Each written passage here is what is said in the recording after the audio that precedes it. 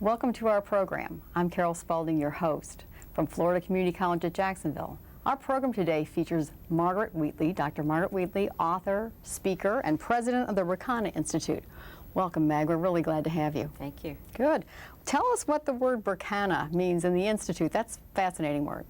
Well, Berkana is one of the runes from the old Norse systems of fortune divination that go back 1,000 years or more, and we chose it because its meaning, it comes from the old word for birch tree, but its meaning is growth, change, and blossoming into new forms with gentle, persuasive action. So it seemed perfect for an institute that's been focused on finding out the new organizational forms for the 21st century and how we might change and become more harmonious with life. So it's been a great name to work under. It is a great name to work under. And I think if we looked at education, for example, and focused on that to start with these new organizations, are educational institutions becoming new organizations, or are they just going to become obsolete? What's going to happen? Well, I basically think that every institutional form is becoming obsolete. I really do subscribe to the dot-commers when they say that all the rules have changed. And each of us, it doesn't matter if we're in higher education, public education, healthcare, the military, we are dealing now with a time when the old forms by which we have tried to do good work are simply not working. So higher ed is not unlike any other institutional form out there. Now, it's interesting though, because higher ed still has a fairly regressive mentality and still doesn't necessarily perceive the intensity or the velocity of the changes that are required of it. And it is a very ancient form, and I think it's really struggling to recreate itself in this brave new world that we're in. I think that's very true. Now, your first book, at least the first book I know of, Leadership and New Science, and the New Science, how does that impact your thinking? I mean, the new science, leadership. Well, what's really interesting about the new science as compared to the old science is that in the old science we were trying to understand the world as a great mechanism. And you can see that so clearly in higher education and in the way we constructed knowledge, and that we believed that we could understand the world by studying the parts, that we could understand the great machine of the universe or of human knowledge or of human beings by thinking of ourselves and everything around us as machines. And the way you study a machine is you learn all the parts and you take them apart and you look at them in depth and you reassemble it, and it works fine, theoretically. Right, the heart is a pump. The heart is a pump. I mean, I had this wonderful experience of a colleague being told by clients that he should beware because he was going in and they didn't have any hearts. They couldn't deal with it, and they didn't have any brains. And he said, well, I don't care if you think, you don't have a brain. I don't care if you think of yourself mechanistically because you all have hearts. And then they said to him, well, no, we think of it as a pump, Oh my gosh. And so we've done that with knowledge. We've all, especially in academia, we've developed our own specialties, and we're very good at those, and we've developed our own professions. And then we try and put it all together within an institutional form, and it doesn't work well, especially when our loyalty is divided between professional standards and organizational commitments. But what the new science has given us is a sense of the world as a whole, as an interconnected system in which whatever happens to one part affects all other parts, and in fact they can't even really be thought of as parts for too long. And the sense in that interconnected whole is a deep understanding that this is a very orderly world, and that it uses processes that are antithetical to good machines. It uses processes that are messy and chaotic to unleash the creativity that's in all life, and that through very messy processes life creates order.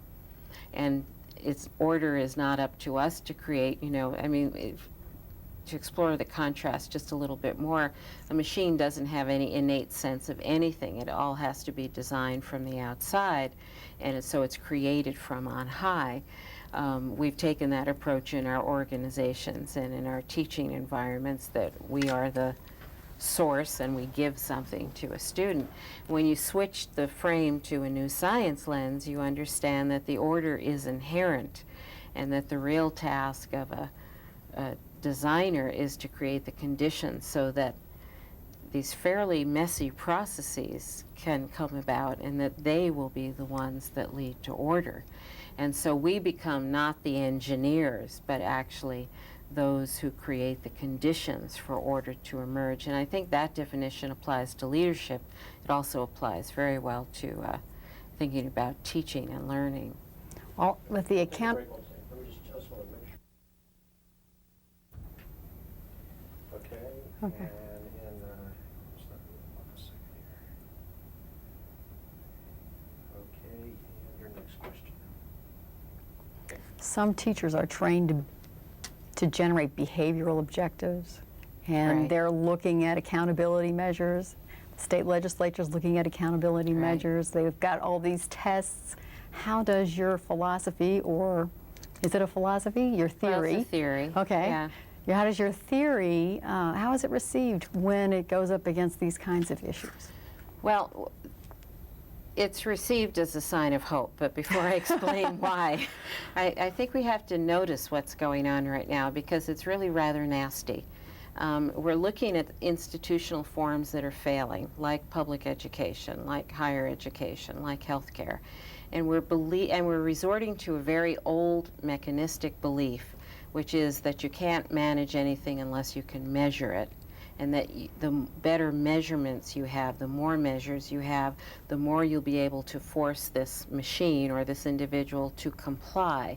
And we're still operating under the belief that if we want to improve public education or higher education, we just have to create a sense of measures which will then be used in a rather coercive, even terrorizing way in some cases in public education, to force teachers to comply and therefore deliver the results. Now, that is an argument that is so flawed that it's really frightening to think about what's happening. But it's very popular. It's very popular. I see it as a last desperate effort using very old thinking to move us into the future, and it's not going to get us there. What it's doing right now, I work a lot with teachers in K through 12, is they're being disregarded as professionals. They're being seen as the problem. They're being given report cards for their schools with the threat that the school will be taken over by the state government. I don't know what they're going to do, by the way, when they get all these low-performing schools. I mean, they don't know how to manage them any better than anyone does.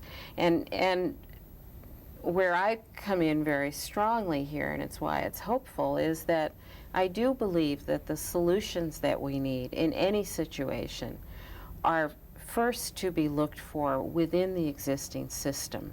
So if we have a problem in higher education, we have to look inside and involve the people who are in the buildings every day, or we have to involve professors in higher education, with the assumption that people could figure out solutions to the problems.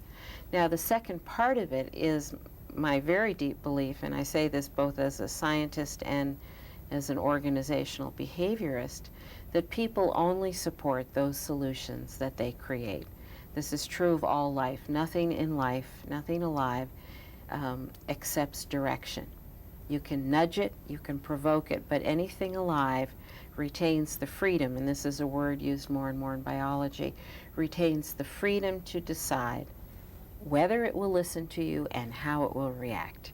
So one scientist said you can never direct a living system, you can only hope to get its attention. And where I've taken that in terms of human behavior is the realization that if you try and boss people around, if you try and tell them what to do, they just act rebellious. But everything alive acts like that.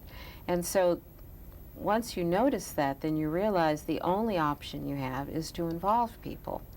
Now, we have known for 50 years in my field that when people participate in creating solutions and changing their work and improving their working conditions, that productivity goes up a minimal, and this is a minimal, of 35%.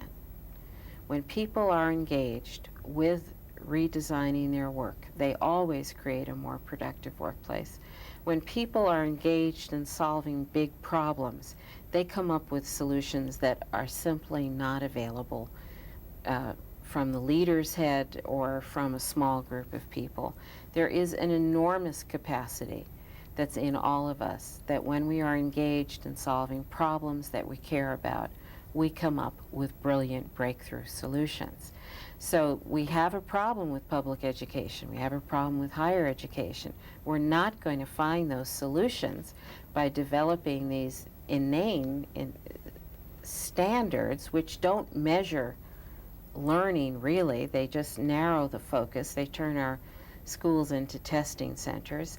They get teachers who only now teach for the test. And so we're programming our whole public education particularly into using testing to decide whether students are learning anything. And we're destroying teacher confidence.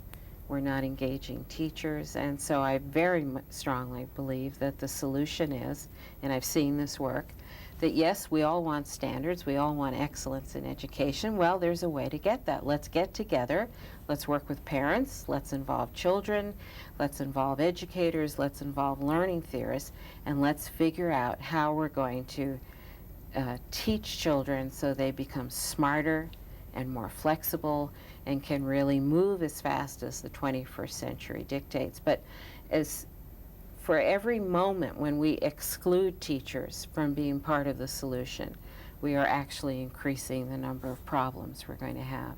But that's true of every institutional form. We must move to far more participative processes because we all care about these issues. I mean, we all want higher education to work well. We all want an educated populace. So why don't we, instead of trying to beat each other into compliance, really understand that we must participate together to create these solutions? Where have you seen it work? How has it worked? I think some of this participation can be only token. This obviously has to be authentic, the one you're talking about. Yes, it has to be authentic. It starts, in my estimation, and rather than give you specific examples, but I can tell you there are lots of them, and you can read about them if you go on many different web searches. You could certainly find examples of performance improvements and whole organizations turning in direction. But it always starts for me with the leader saying, I know I can't do this alone. I know this is such a complex time, and the problems are so intense and dense and difficult to discern even, that I can't do this alone. So that's the first thing. The leader has to lay down this terrible burden of thinking of him or herself as the heroic visionary, as the person who will lead us to the future. And by the way, there are still many people who hope we will find a leader who will lead us to the future, because that would be nice. That would be easy, it would be safe, we'd all feel comfortable again. And instead we're feeling more and more anxious as a population. People know things are not right, and things are just on the verge of feeling really out of control. People know that in their own experience their lives are more stressful these days. They don't have time for the things they value. So there's a real general rising sense of anxiety that I pick up with whomever I speak to. They're either frantic or unemployed and frantic. Yes. So for a leader to say, I can't do this alone, I cannot figure out the answer, I can't be the hero, even if others ask me to be, that's the first thing. And then to actually realize that the solutions that we need are among us. We already are smart enough and wise enough to know what to do. I very much believe this. We really, a lot of us know what to do, but we can't do it in this current environment. It's moving too fast. There's no time to think. The only behaviors that are rewarded are if you do it faster, or if you do it with fewer resources so it looks like it's more productive, or if you do it using technology so it looks like it's new rather than old. Those are the things that leaders get rewarded for these days. But if you take time, and I've done this over and over in organizations, if you take time to just ask people what works here, people can give you very wise solutions. They know how to motivate each other. They know how to redesign work. They know how to do things so they're more efficient. But they're not asked. They're not asked, and now there's no time to even pause for a moment to ask this. So if we're caught up in this. Yeah, it's a death spiral we're in right now. I really feel it that strongly. I'm not trying to exaggerate. We're on a very destructive path right now because we're doing things faster. We're not necessarily doing them smarter. We're just rolling out these new scientific innovations that are very fearful, that aren't tested. We're in our own lives just spinning faster and faster. And I don't know how human cultures survive when they lose the time to think and to reflect and to use the great gift of human consciousness, which is to notice and learn from experience. We're not doing that now. We are hell-bent, literally, hell-bent down this path of doing things faster and faster, with more and more global reach, by the way, greater and greater consequences, and not taking time to even notice what the consequences, even a year from now, let alone long-range consequences. So what would you tell higher ed faculty to do? I mean, can people drop out of this whirlwind, this death spiral? Can people save themselves, or do they have to save society to save themselves? What are we going to do? Well, I'm hopeful that we can save ourselves and society at the same time, but that won't happen if we can't create within our organizations, and this is, I think, a real challenge for leaders to do, to create within the organization an agreement, a simple agreement, that as a faculty, as staff, as an organization, we are going to reclaim, and that's what it feels like, reclaiming time to think, time to learn from our experience. This is, of course, enormously energizing to people, to be given time to become smarter. You know, we talk about wanting to be a learning organization, we talk about wanting to create learning for our students. We actually, as faculty, know the conditions under which people learn, and they don't learn when you're just throwing things at them and say, just do it faster, just do it faster. Even though the media now is these really fast clips, and I know. This is the way we think that the next generation is going to learn the video game, the hard. Yeah. You don't, and I think education sometimes wants to follow that because they think that's what's expected to keep the attention, to get the awareness. Yes, that's to get the awareness, but I don't know any way to create reflective thinking without taking time. I mean, maybe there is, but what we're doing right now in education and trying to do the MTV visual approach to learning is that's not how you create reflection. It may be how you get facts in, that kind of learning. But how do you learn from experience? Well, the only way you learn from experience is to notice what just happened. And then you notice just what happened and you decide, well, do I want to do that again? And that's what I think has been lost. I mean, we could probably deliver content, factual things in a hyper-speed, hypertext fashion.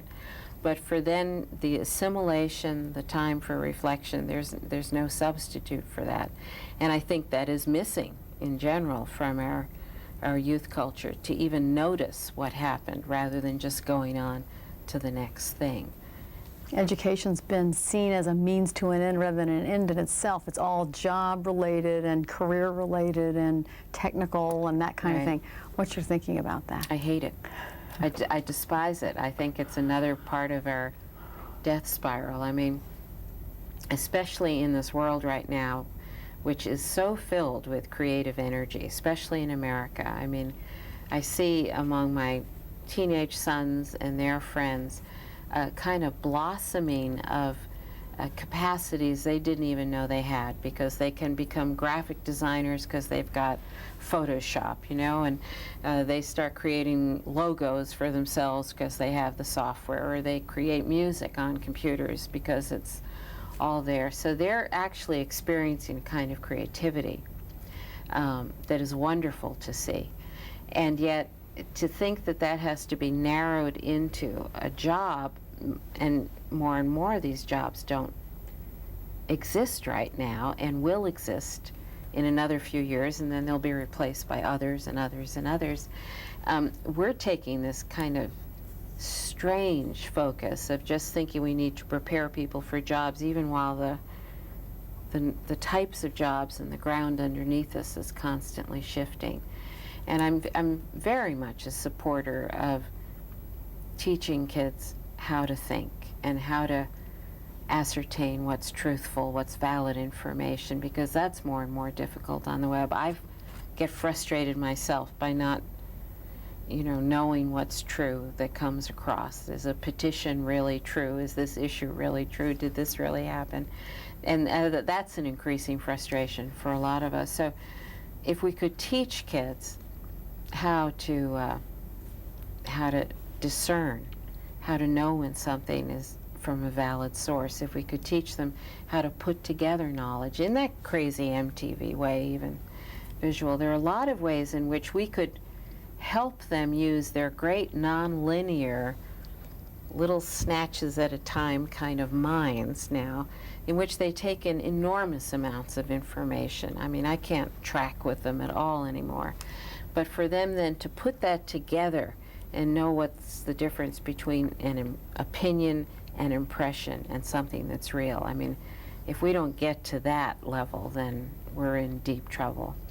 And these generic skills about thinking and about emotional health and spiritual health, I mean, I think these are the things that education really needs to be focused on now. Instead of just the job tooling up. Yeah, I mean, if we just tool up for jobs, we're just going to get robots. And that's not what's going to get us the kind of society or culture that we want. I mean, we will have actually moved into even a more mechanistic view, like, well, you're only worthwhile because you know how to do this particular software, you know how to write code, or you're only worthwhile because you can work this machine. And then that's all going to change, and then who are you? You know? Exactly. Are you talking to schools of education? Are you trying to, or are they talking to you to try and look at how they can impact teachers, how they can develop this reflective thinking? I don't actually speak to schools of education, but I know that my materials are used in a lot of educational leadership programs. I get that kind of feedback. And, but you know, it's not just the teachers who need to change. It's all of us, really. I mean, one of the things that's interesting about education is how we're sort of the end point or the receptacle for all of the problems that are going on right now. So we don't like the values of kids.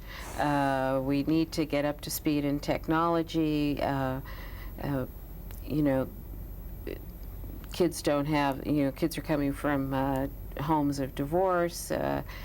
You know, we want them to deal with diversity better than we have, and we just lop it all in. And you could see this mostly in public education, where teachers are asked to do more and more. And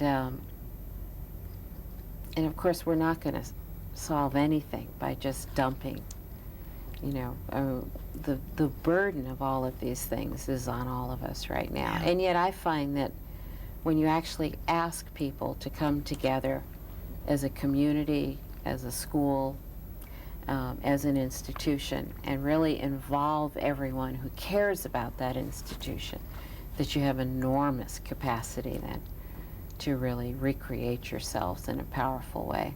So you come together to do this, I can see, on a visioning project or a 3-day seminar. How do you maintain it? How do you keep that going? You keep it going by being committed to keeping it going and paying attention to when it's starting to flounder, or when people need additional resources, or when people are in, you know, there's always a down period in change. And you just pay attention to it. But as long as you make it your priority, instead of paying attention to how our stock is doing, or one slight little indicator about student achievement, as long as you're willing to pay attention to how people are doing moving through this great change, trying to create things new. You know, we're fine. We're just paying attention to the wrong things. I mean, you know, you think about where the time of leaders and managers goes, so much of it, in my estimation, is paying attention to the wrong things. What's a wrong thing that people are paying attention to? Well, in higher education, it might be something as simple as class hours, or it might be something as complex as paying a lot of attention to the curriculum without understanding the learning theory underneath it. What are we changing there? Or just assuming that, as if we can say we've spent $200,000 this year in upgrading our computers, or we've computerized our library, thinking that that's gotten us anything. We have to keep watching these deeper changes that need to happen. We need to keep watching how people are feeling in terms of their commitment to the institution. Well, one of the things we're really losing in general in this culture, it's not just higher ed, is paying attention to anything under the title of human dynamics or human behavior or organizational behavior. And that's, we've known the wisdom of paying attention to those things, but for many, many years, but I think increasingly we're paying less attention to them. Actually, we're under this hypnotic lure that technology solves Everything. our problems. And I'll tell you a story from the field of corporate work with what this terribly named field called knowledge management, Oh, yes. in which a corporation understands that its greatest asset is what's in here. And so, again, taking it as a technology problem, the belief was, well, if we just create these great databases and people give everything that's in here and we store it in the database, and they use very physical language for knowledge, saying that we will inventory what people know, we will warehouse it, you know, we'll store it, and it's very interesting metaphors that are used to describe this. And so there are some corporations, and this is as big, if not bigger in Europe than it is in the United States, spent hundreds of millions of dollars on very complex, wonderful relational databases. And then they tried to get people to tell them what they know. And in one really bizarre example, it was described, and this was in England, that the job was just like if you would take a bottle of wine, you would decant it, that they had to decant what was in our heads and pour it into the organizational vat. So this is a very enticing image, isn't it? Oh, yeah. You know? So one of the things they found in all of this, which was a high-tech solution to a real problem, I mean, you know, what you and I know is priceless to the organization. One of the things they found is that people only contribute what they know if they feel cared for, if they trust the leader, and if they believe in the organization. And so it's all relational. Now we're learning this about knowledge, the development, the creation of knowledge, and the sharing of knowledge everywhere. I mean, this is a very nice trend in a lot of the literature on learning and now knowledge sharing, that people, it's social. You know, what happens between you and me, if I'm willing to help you with a problem, it's because I feel connected to you. Either I know you, I like you, or I like the whole organization, and therefore we're partners just because we work for the same company. So they actually, some of the researchers who were looking at the failure of knowledge management introduced as a variable what they called caring.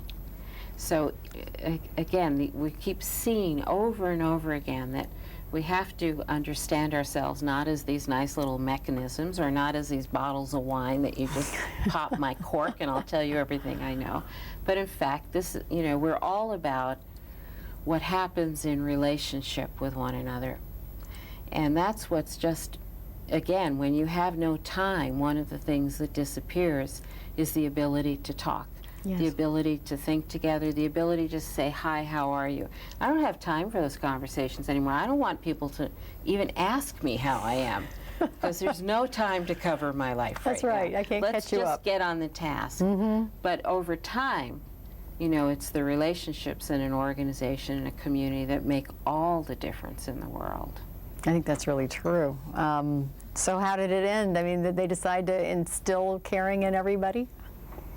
Or did they teach caring? I mean, what'd they do? I don't actually know if it has, well, that's what they would do. They would do seminars in caring for each other Right. rather than realizing that if you just put us together to do important work, we would develop a relationship as well as develop good solutions. I do know of one manager at Hewlett-Packard, when the whole organization was redesigned recently with their new CEO, who felt like her fabric of relationships, her networks, were just completely torn apart. But she was high enough in the organization to say, look, my main job now is building relationships with all the people that I'm now assigned to work with. So that's what I'm going to be doing. Don't ask me to be doing anything else right now. She just started traveling around the country, reweaving this fabric of relationships that she had spent years creating in her old job, and knew that it was, you know, her major asset. And they let her do it. They bought that idea. They did. She's still there. Yeah, she's still there. And so other people need to weave relationships as part of you know, this. one of the things that's so terrible when we reorganize a system of any kind is we do it, you know, we just move the boxes around, we redesign the org chart, and we tell people that this will make them more productive, this will make the organization work better. And what we don't realize is that what we've done is physically, I mean, I think people really feel this almost physically, we have ripped asunder all of the relationships and networks they created to get work done. Right. And then we tell them that this new system, which is only on paper looks efficient, will get, you know, will be the way they'll get their work done better. But in the meantime, in the prior organization, they had found ways to get work done well. And then you come along and you redesign it from on high, and what you're really doing is tearing people apart. All right, so you need change, but you know that you've got a group here that you don't want to tear apart, or maybe you have to tear it apart for change. Are you just trying to be more aware so you can weave them back together? Or what needs to happen? I think the basic question is, who's going to be responsible for redesigning the organization?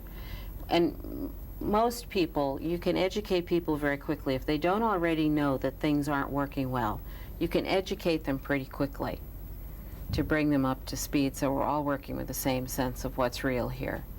And then when you give people the chance to redesign their relationships and how work gets done, they always come up with solutions, again, that are minimally 35% more effective. And you don't ever then get into the problem of them feeling ripped apart, or them feeling that nobody noticed that they had already figured out a good way to do this, and you don't get all of the resistance to change, which is so common because we choose these terrible change processes for people, you know. Which is the arbitrary top-down kind of That's right. approach. It's doing to rather than involving. I mean, it's just that straightforward. Anytime you do something to another human being or another living thing, they will react to it, but they won't comply with it. Whereas if you involve them, then it's their design, and you don't even have the question of resistance. We just, you know, it's my creation, so of course I support it. Okay, so if you're my advisee, student, whatever it is, or you want a new career, the idea would be that you would participate in that you would design your own program as opposed to just take my associate in science degree, or take my bachelor's degree, or take my... I once had the horrendous experience when I was going into the Peace Corps. It was the era, it was in the 60s, of course, and it was when T groups and the word heuristic was just coming on into our consciousness. And so our facilitators and educators, our trainers for Peace Corps, decided that we should train ourselves, we should design our own program. They didn't want to interfere with this, and so they put us in Hawaii for 3 months And they said, okay, you're going to be teaching English as a second language in Korea. Now you design your program. And we spent a month in the most horrendous group process, although it was a great education for me. Because we finally realized at the end of a month that we didn't know enough to even know what to ask for, you know, that there really were bodies of expertise here, like how do you teach English as a second language? Well, we didn't know enough to create the curriculum. All we could say was to go to the expert and say, we want to learn this. And I think it's a real abdication of our responsibility as educators to say that, well, the student knows best. The student knows what the student needs to learn. Okay. It's got to be a relationship in which, I mean, we need to go back to the true mentoring relationships that are so valuable, or the eldering relationships that are so typical of other cultures. There are things that students now know that we don't. Things having to do with processing multitasking, visual inputs, how they process things so much more quickly, how to use computers, how to use technology. Let's grant them that. And there are school systems that have asked the students to train the faculty in that, but then what do the faculty give? Well, the faculty give whole disciplines, whole bodies of knowledge, what's important within this field. Or if you're interested in looking at literature, if you're interested in looking at history, if you're interested in learning a foreign language, there is, you know, there's a profession here. And, but if we could be in more of a partnership of figuring out how to bring both of those gifts together, then I think we'd be in very different relationships. I mean, students hate to feel discounted for what they know, and more they are increasingly sensitive to feeling discounted and will leave. I mean, that's happening also. I talked to a number of horrified parents whose children have walked away from very prestigious colleges because they didn't like the way their professors treated them. And they then go and find places of higher education where they will be treated not as equals, but as people who have something to give. And I think that's just something interesting to watch. We just need to be partners together now. More respect for each other. Yeah. How much of what we're talking about is the new science, and how much of it is the other book, The Simpler Life? A Simpler All of Way. it? Simpler Way, excuse me. Well, it's all one in me because it's all in my head, you know, and it's all in my being now. I just think that in both journeys, which I wrote about, it's been an exploration of, it's where the science has led me. And the science has led me, to this profound appreciation that life does not accept being bossed around. You know, there are no bosses in life, any living thing. And so it led me to that realization that we must participate. All of life must participate rather than be bossed around. It's led me to a very deep understanding of how life seeks order but uses messes to get there, that life's creative processes are very messy. They're not the neat, planned, step-by-step, linear processes that we have spent so much time on in our lives. Life doesn't outline things ahead of time, you know, figure out how to get there. Right. So it's developed that appreciation, then it's also developed a great appreciation for creativity, which is just everywhere you look in life, all you see is newness. You know, this constant creation going on. We call it change.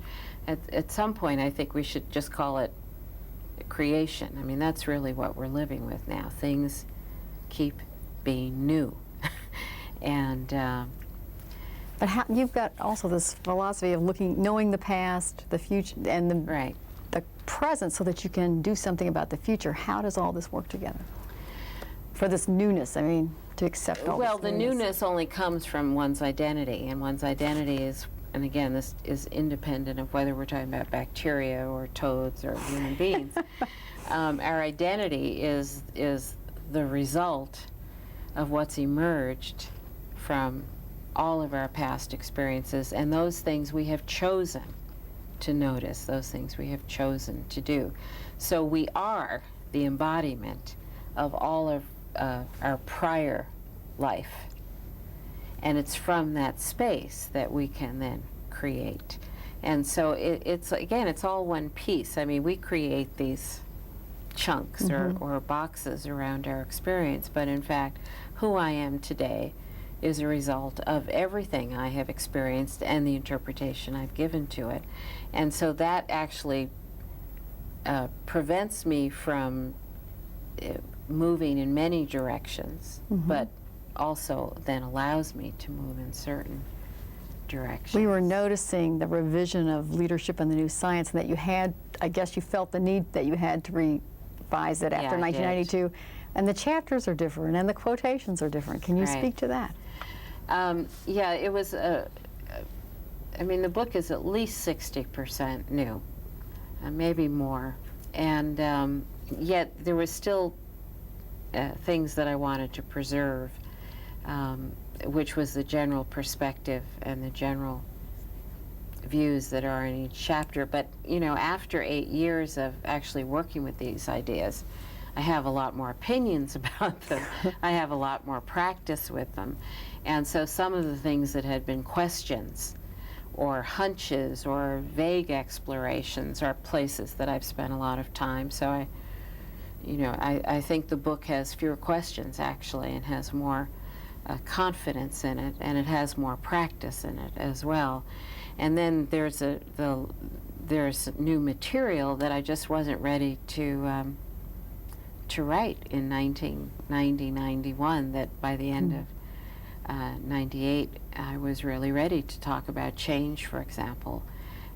So the book has marked my journey over the past decade. Your reflection, actually. Yes, and my practice, and you know, I won't revise it again. I mean, I would write another book, but it was a very important need for me to really show how these ideas had grown in me and what form they had taken and how I had worked with them. We only have about 2 minutes left, so what other point that I haven't been able to help you make would you want to do if you just had 2 more minutes to make it, which is the truth? Okay. I basically just want us to have far more faith in each other than we do right now. I believe that we are, as a species or as groups of people around the world, very similar, and that we really have to start working from that understanding that we truly do value many important things that are the same. We want health, we want something for our children that's better than what we have. We do want peace, and we do want this planet to not be destroyed. Well, that's enough right there. We could That's a lot of agreement. do a lot. And then we're also very talented and creative, even though in many of us it's destroyed or really suppressed with our educational system. I think if we don't develop more faith and confidence in who we each are, and we stay in this very self-protective, defended position, then I don't have any hope. But my greatest hope springs from what I understand to be the truth about humanity and about the human spirit. And we are the greatest resource that we have right now. And I just want us to come together in ways in which we can use the resource and gifts that we are, which includes our capacity to think, to reflect, to care for each other, and to care for the planet. Certainly sounds like a better future than the one that could be before us. Yes. Thank you very much for being with us. This is Carol Spalding, and our guest has been Dr. Margaret Wheatley, author and speaker. Thank you very much again. You're welcome.